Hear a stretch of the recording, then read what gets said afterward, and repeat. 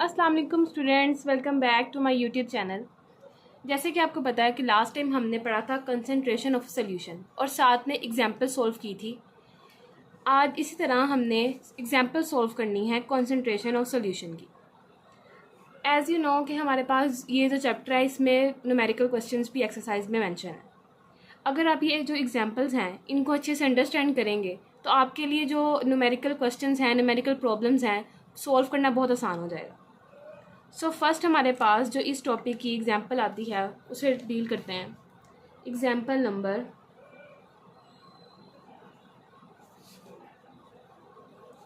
15.4। हमारे पास ये जो एग्जांपल है वो है 15.4। इसकी स्टेटमेंट पढ़ते हैं। Calculate concentration of solution in gram per decimetre cube. अब देखिए क्वेश्चंस होता है हमारे पास ये कि हमें कैसे पता चलेगा कि इस क्वेश्चन में क्या चीज़ दी गई है। जैसे हम नेक्स्ट देखते हैं, which contains 20 gram of sodium chloride. अब हमें उन्होंने बोला कि सोडियम कितना है हमारे पास, NaCl हमारे पास कितना है 20 ग्राम। ठीक है, नेक्स्ट हमारे पास उन्होंने बोला dissolve in 0.2 decimetre cube of water. H2O हमारे पास कितना है 0.2 डेसीमीटर क्यूब। अब हमें कैसे पता चलेगा कि ये जो 20 ग्राम है ये कौन सी वैल्यू है और 0.2 डेसीमीटर क्यूब कौन सी वैल्यू है। हमें इनके यूनिट से पता चलेगा। अब ग्राम हमने पढ़ा था कि किसी भी चीज़ का मैस डिटरमिन करने के लिए हम यूनिट यूज़ करते हैं ग्राम। और डेसीमीटर क्यूब जैसे कि हमने पहला जो पॉइंट था मोलर वॉल्यूम वाला उसमें पढ़ा था कि हमारे पास वॉल्यूम का यूनिट है। कौन सा यूनिट है? वॉल्यूम का, डेसीमीटर क्यूब। तो यहाँ पे हमें NaCl का मैस दिया गया है और H2O का वॉल्यूम दिया गया है। हमने फाइंड क्या करना है? Concentration of solution. Concentration of solution. I hope कि आपको यहाँ तक समझ आ गया हो।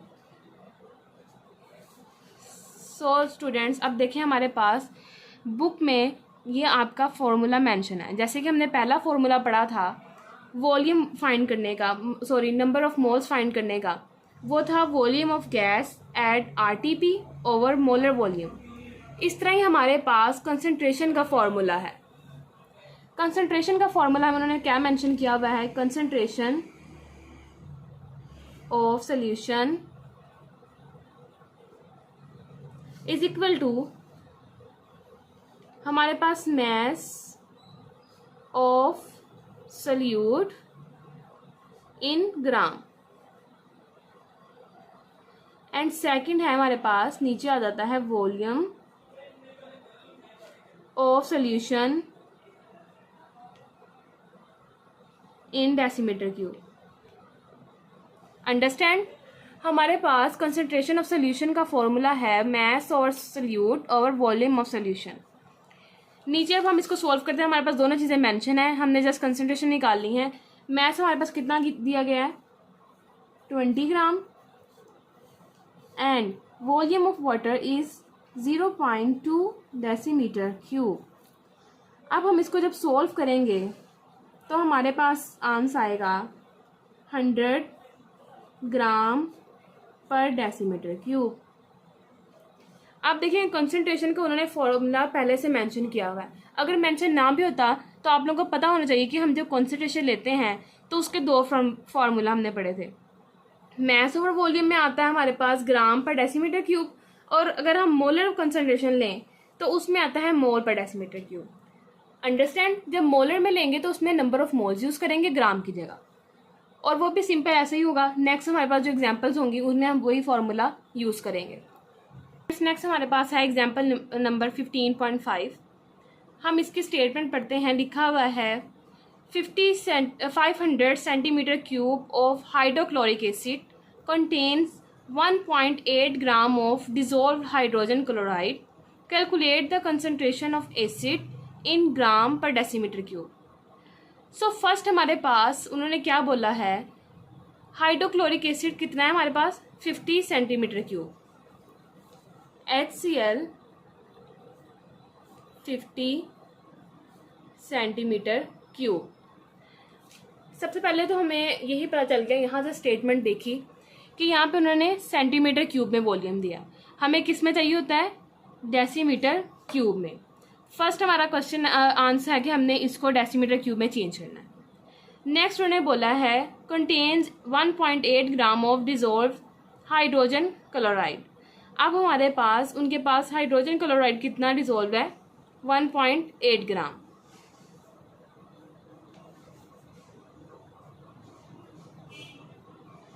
हाइड्रोजन क्लोराइड कितना डिजोल्व है, 1.8 gram. So calculate the concentration of the acid in gram per decimetre cube. अब हमने क्या करना है, इसकी कंसंट्रेशन फाइंड करनी है ग्राम पर डेसीमीटर क्यूब में। सो कंसंट्रेशन हमने फाइंड करनी है।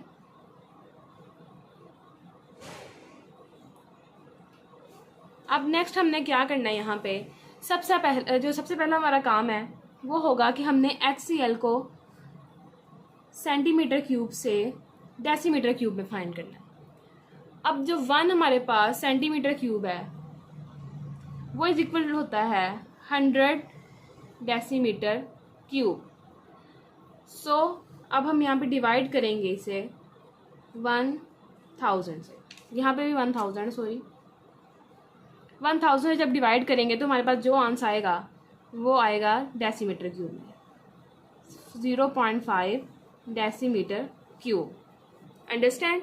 अब ये तो हमारे पास सिंप्लीफाई हो गया, हमारे पास इसका मैथ्स भी दिया हुआ है। जस्ट अब हमने क्या करनी है, इसकी कंसंट्रेशन फाइंड करनी है उसी फॉर्मूला से, concentration equal to mass over volume. Mass हमारे पास कितना है, 1.8 एंड वॉल्यूम इज 0.5। ये हमें ग्राम में दिया गया है and this one is decimetre cube. हमारे पास आंसर आता है इसको कैलकुलेट करके 3.6 ग्राम पर डेसीमीटर क्यूब। अंडरस्टैंड। ये हमारी एग्जांपल थी 15.5। सो नेक्स्ट हमारे पास एग्जांपल है 15.6। स्टूडेंट्स इसमें देखें इसकी स्टेटमेंट। सबसे पहले calculate the mass of copper sulphate in grams.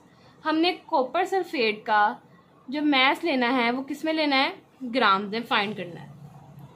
Copper sulphate का मास ऑफ कॉपर सल्फेट ये फाइंड करना है।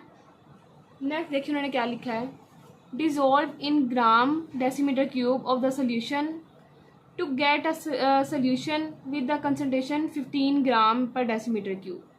अब उन्होंने वॉल्यूम हमें कितना दिया है, volume is 2 decimetre cube and concentration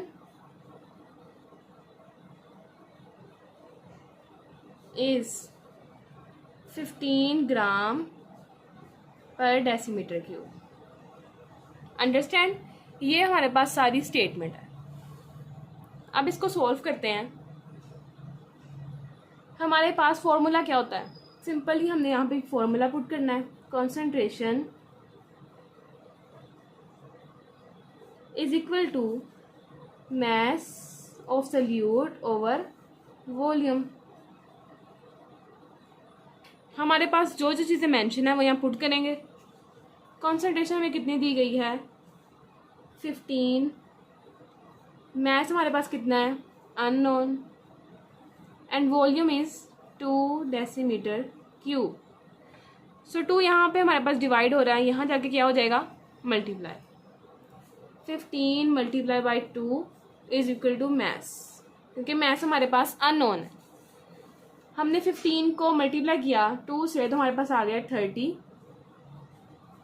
यह हमारे पास आ गया मास ऑफ कॉपर सल्फेट।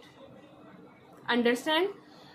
अब देखिए यहाँ पे हमने क्या किया, थोड़ा सा टेक्निकल होके हमने उसी फार्मूले को यूज़ करते हुए मास निकाला है कॉपर सल्फेट का।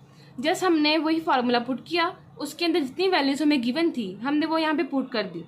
पुट करने के बाद जो चीज़ हमारे पास मिसिंग थी उसको एक साइड पे कर दिया और जो वैल्यूज़ थी उनको एक तरफ ले गए।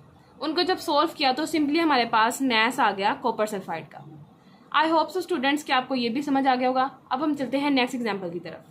नेक्स्ट एग्जाम्पल हमारे पास है 15.7। स्टेटमेंट पढ़ते हैं। A solution is prepared by dissolving 10 gram of NaOH in 1.2 decimeter cube of water। अब हमारे पास एक सोल्यूशन तैयार किया जा रहा है NaOH का 10 ग्राम। NaOH कितना हम यूज़ कर रहे हैं? 10 ग्राम। अंडरस्टैंड? यहाँ पे हमारे पास जो NaOH की वैल्यू दी गई है वो है 10 ग्राम। कितने वाटर में डिज़ोल्व हो रहा है? वाटर का वॉल्यूम है हमारे पास 1.2 decimetre cube. Calculate the concentration of solution in mole per decimetre cube. अब हमारे पास उन्होंने बोला है कि हमने जो कंसंट्रेशन फाइंड करनी है वो किस में करनी है? मोल पर डेसीमीटर क्यूब में। Concentration in mole per decimetre cube. So students, हमारे पास नंबर ऑफ मोल्स फाइंड करने का फॉर्मूला था मैस ओवर मोलर मैस। यहाँ पे मैस दिया तो हम यहाँ पे नीचे मोलर मैस यूज़ करेंगे। अगर यहाँ पे हमें वॉल्यूम दिया होता तो हम नीचे भी क्या यूज़ करते? Molar volume. पहले नंबर ऑफ मोल्स को फाइंड करने का हमारे पास फार्मूला होता है मैस ओवर मोलर मैस। हम इसी फार्मूले को पुट करेंगे और इसका अंदर जो इसकी वैल्यूज़ हैं NaOH की लगाकर फिर हम कंसंट्रेशन फाइंड करेंगे। So number of moles find करने के लिए हमारे पास मैस कितना गिवन है? 10 ग्राम। अब इसका मोलर मैस हमारे पास होता है 40। NaOH का मोलर मैस कितना होता है? 40। हमने इसको पुट किया तो हमारे पास नंबर ऑफ मोल्स आ गए हैं 0.25 मोल। अंडरस्टैंड? ये है नंबर ऑफ मोल्स। ये हमने क्यों निकाले हैं? क्योंकि हमें कंसंट्रेशन किस में चाहिए थी? मोल पर डेसीमीटर क्यूब के अंदर। नेक्स्ट स्टूडेंट्स, हमने अब फाइंड करनी है इसकी कंसंट्रेशन, क्योंकि उन्होंने बोला था कि आपने मोल के अंदर इसकी कंसंट्रेशन फाइंड करनी है। वो चीज़ हमने यूज़ करके नंबर ऑफ मोल का फॉर्मूला यूज़ करके मोल्स निकाल लिए। अब कंसंट्रेशन फाइंड करनी है हमने इसी सोल्यूशन की कंसंट्रेशन। नेक्स्ट देखिए, अब यहाँ पे हमारे पास आएगा number of moles over volume. Understand? ये वाला फार्मूला अब ऐसे यूज़ करेंगे। जस्ट ग्राम की जगह पे, मैस की जगह पे हमने मोल्स लिख दिया। हमारे पास नंबर ऑफ मोल्स कितने आए हैं? 0.25 ओवर वॉल्यूम ऑफ वाटर। ऐसा ही है, हमारे पास वाटर का वॉल्यूम कितना था? 1.2।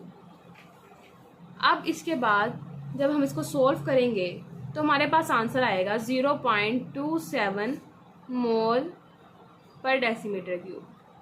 अंडरस्टैंड? ये हमारे पास है concentration of solution. I hope so students कि हमने जितनी भी एग्जांपल्स की हैं आपको अच्छे से समझ आ गई होंगी। अगर इसमें कोई भी कन्फ्यूजन है या कोई मिसअंडरस्टैंडिंग है तो आप मुझसे कमेंट सेक्शन में पूछ सकते हैं।